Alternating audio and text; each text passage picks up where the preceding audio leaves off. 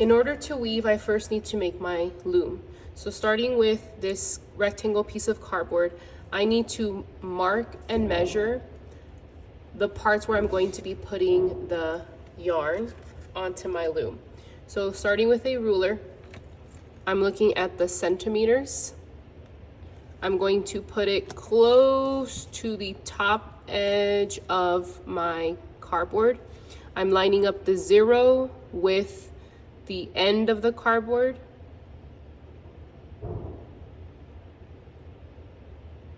Okay, notice how I'm doing it very carefully. I'm only seeing a little tiny gap because that's where I'm going to be marking with my pencil onto the cardboard.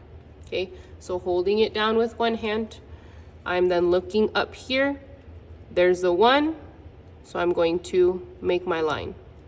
2, notice I'm going from here all the way to the end. 3, 4, 5, 6, 7, 8, 9, 10.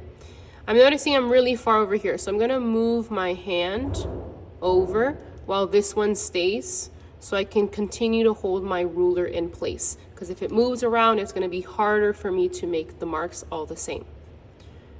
11, 12, 13, and last one, 14. I'm not measuring 15 because there's only a little bit of space over here. So the last one I'm marking is 14.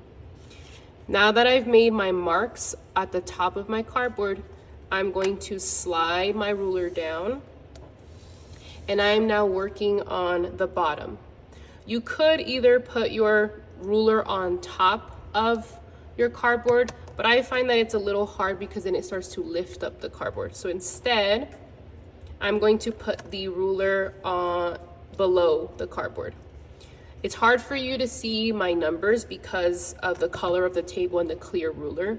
So in that case, I'm going to put a white piece of paper under, and this way it's easy for me to see the numbers on the ruler.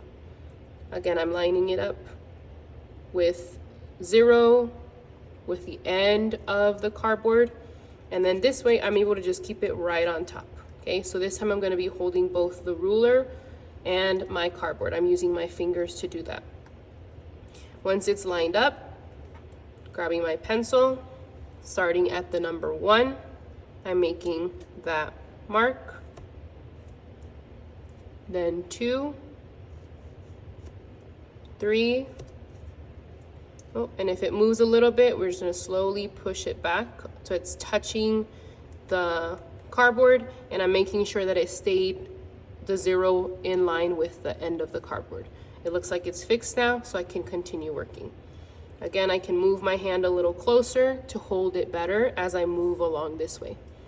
I marked the 3, so now I'm going to 4, 5, 6, 7, 8, 9, 10, 11. I'm getting really far this way, so I'm going to hold it and move this hand closer so I can better hold the cardboard and the ruler in place. Next one, 12, 13, 14. I'm not marking the 15 because there's not enough space.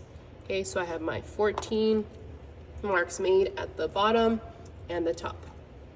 Now, the next thing that I need are a pair of scissors.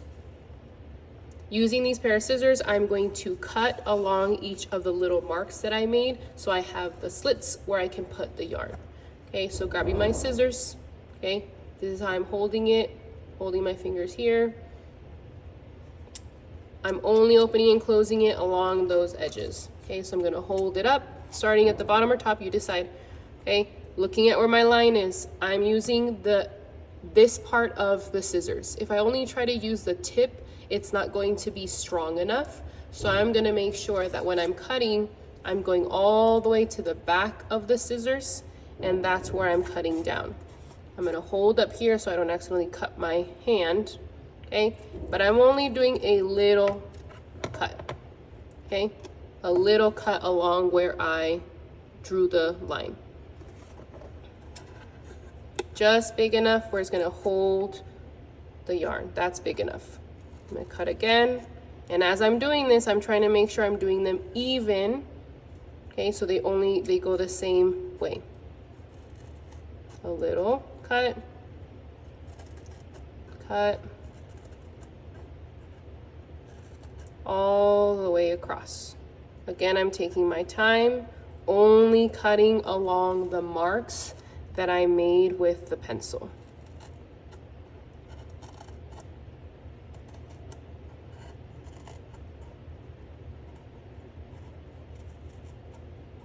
I'm doing this slow. Here's my last one. Okay, so there I have these cut down here. I can now turn it and do the ones on this side. So again, I'm looking at the marks that I made, and that's where I'm opening my scissors and making a little cut. Each time, trying my best to go far the same way. Nothing too big, just barely making that cut.